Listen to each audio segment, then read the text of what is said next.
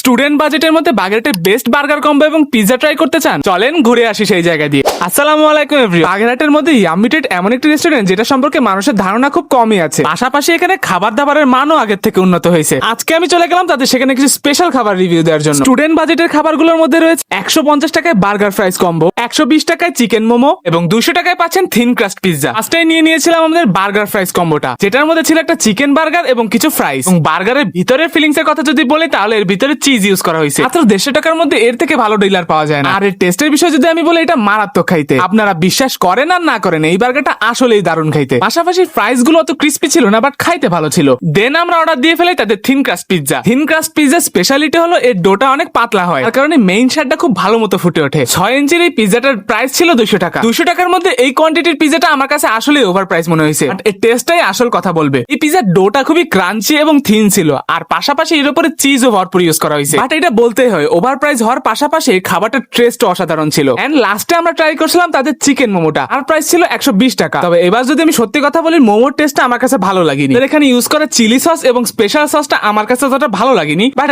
In the end এখানে সবচেয়ে best খাবার লাগছে আমাদের তাদের বার্গার কম্বোটা। অবশ্যই যদি আপনারা ইয়াম্মিটিতে ভিজিট করেন তাহলে তাদের বার্গার কম্বোটা আপনাদের জন্য হবে একটা বেস্ট অপশন। তো যাই হোক, এই ছিল আজকের ভিডিওতে। আমি নতুন একটা ভিডিও নিয়ে আসবো ইনশাল্লাহ। ততক্ষণের জন্য বাই বাই।